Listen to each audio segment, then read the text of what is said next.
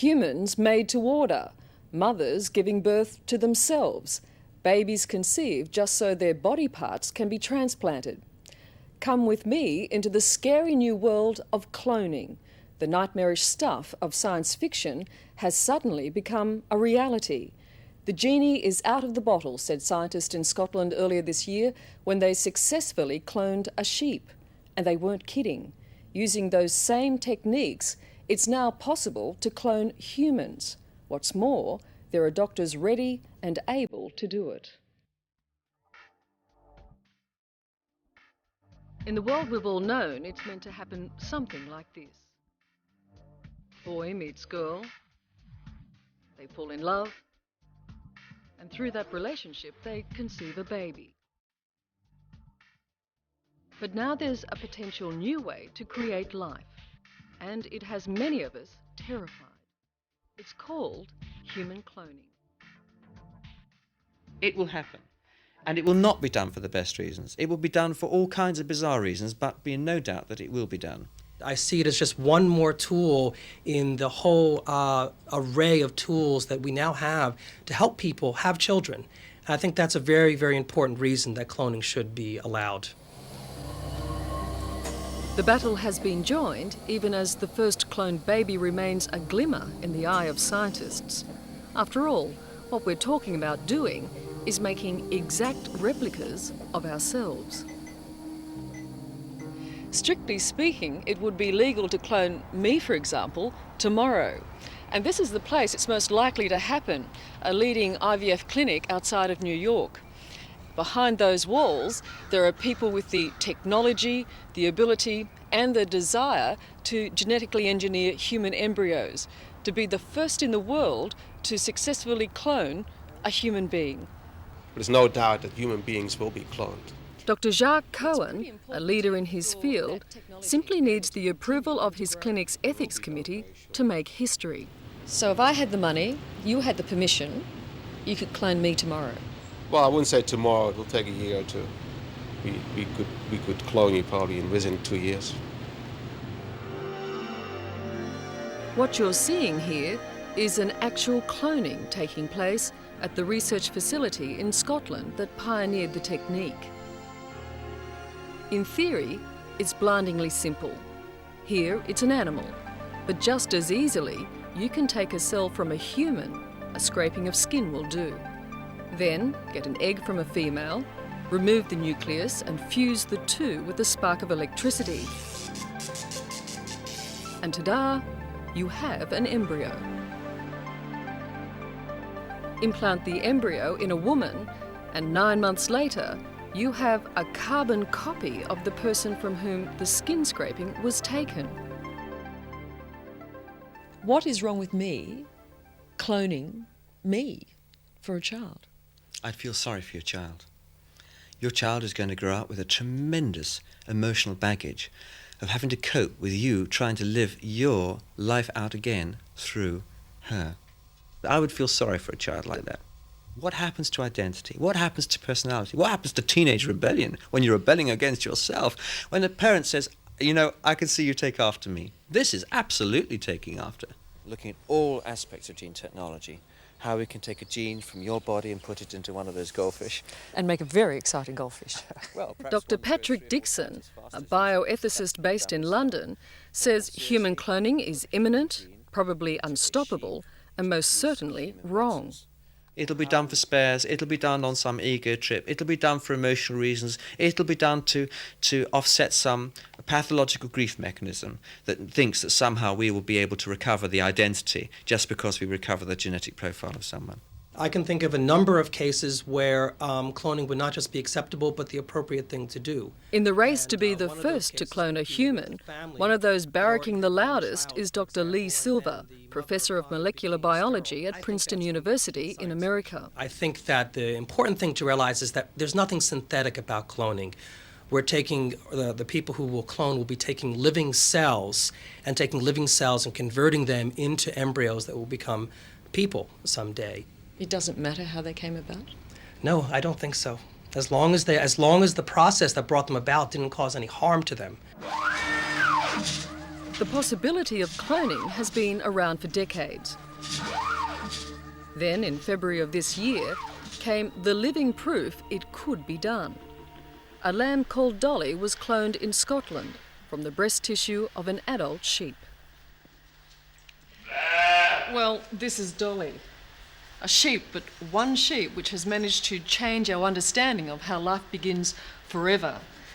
Little Dolly and many other species of animals cloned since, including monkeys, are powerful evidence that we humans can replicate ourselves. It's a bit like taking a cutting from a plant in the garden. And we can show you a photograph album of exactly what your child will look like on the 2nd birthday, 4th, 8th, 10th, 32nd birthday, come to that. We can show you they'll have a receding hairline at the age of 34, they'll be completely bald at 45, but a musical genius into the bargain. That's great. And there are people who will be prepared to pay hundreds of thousands of dollars for that kind of pedigree result, guarantee, especially if they can't have children of their own. I've been approached 3 times in the last months by couples who cannot produce in any other way. And that was a serious approach? Those were serious approaches, yes. There was one person who was very able in formulating that his wife, who is now about 48, and he therefore thought that it would be a good scenario to have her reproduce by cloning technology. And would it be? Well, I presume it is an application, yes, because you keep the gene pool in the family. You don't use any outside sperm or outside eggs for that couple to reproduce. So she would carry the panicine, she would carry her own identical twin. So there's seemingly already a demand. There's a demand, yes, definitely. I think people should have the right to use their own genetic material in any way that they see fit to have their own children. That's the way they've been doing it for millions of years. Now they have a few more twists on the game. They can do it in slightly different ways than they've done it before. But in this brave new world, there is a distinct and totally disturbing downside. Take a swab from the world's greatest racehorse, and presto, you have stables full of identical champions.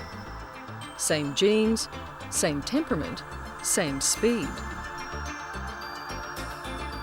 Give Michael Jordan a simple blood test, sell off the cells to some sports-mad parents, and you have a whole generation of super athletes running around.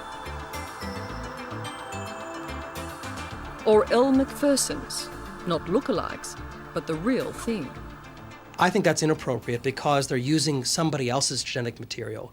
But that's a case which is very different from the typical cloning case that I think will really occur, where people are using their own genetic material. It certainly wouldn't be appropriate, but it certainly could happen. I think it could happen. I think that's one of the few areas in which I would worry about cloning, is this one area. He betrayed you! He betrayed the Aryan race! It's the frightening scenario of so many science fiction books and movies. In The Boys from Brazil, a mad Nazi scientist sets up a cloning production line of little Führers. You are the living duplicate of the greatest man in history. Adolf Hitler. The place where cloning could be abused on a very grand scale would be by someone who had power over a lot of people's uteruses, to put it bluntly. A dictator, someone in some horrible regime who wished to somehow promote himself or his own identity or his own genetic profile, had to somehow populate the earth. And such a person with today's technology and with the mentality that maybe Adolf Hitler had, or maybe someone like Saddam Hussein has today, could without doubt reproduce themselves 5,000, 10,000 or 100,000 times over.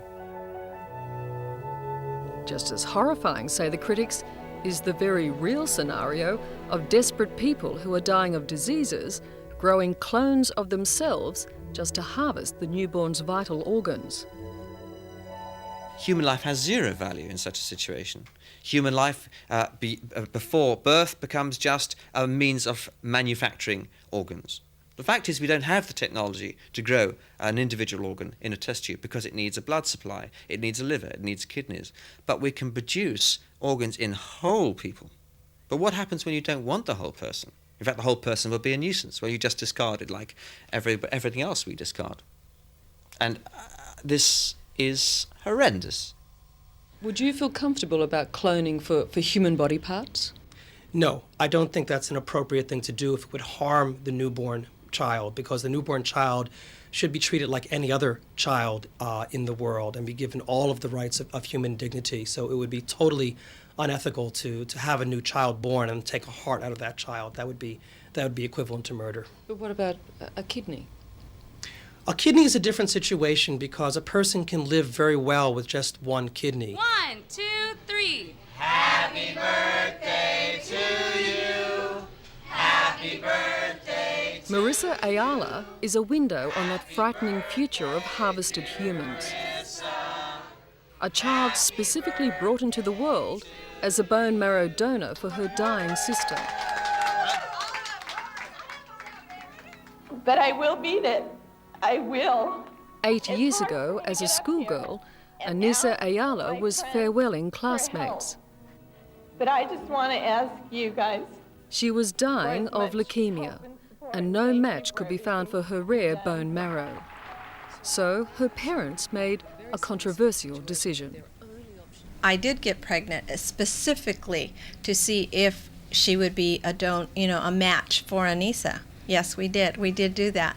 Anissa, the question has to be, if your parents hadn't basically defied the critics, Right. what would have been the outcome? Most definitely, I wouldn't be here today. That was what we were up against.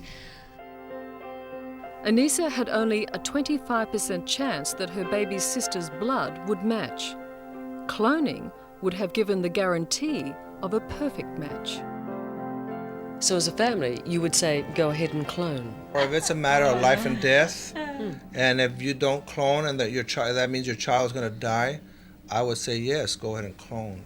You can't just stand by, like in our case, we couldn't stand by and just see our child die slowly. So I would say yes, if it's a matter of saving that child, yes, go for it. This is a perfect example of where cloning would be an appropriate course of action, because if they were able to clone the older child instead, the newborn child would be 100% able to act as a donor for the older child. But of all the possibilities and scenarios opened up by Dolly the sheep and the Scottish scientist who made her, the most controversial, certainly the most incredible, is that she was produced with no help whatsoever from a ram.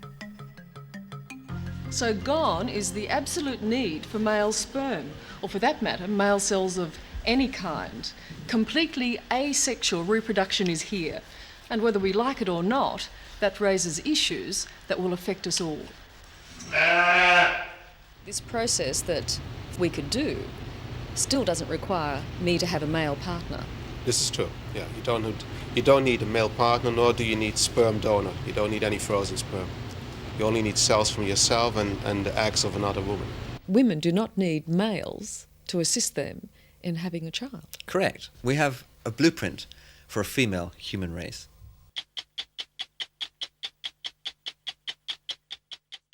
Hello, I'm Liz Hayes. Thanks for watching 60 Minutes Australia. Subscribe to our channel now for brand new stories and exclusive clips every week. And don't miss out on our extra minute segments and full episodes of 60 Minutes on 9now.com.au and the 9Now app.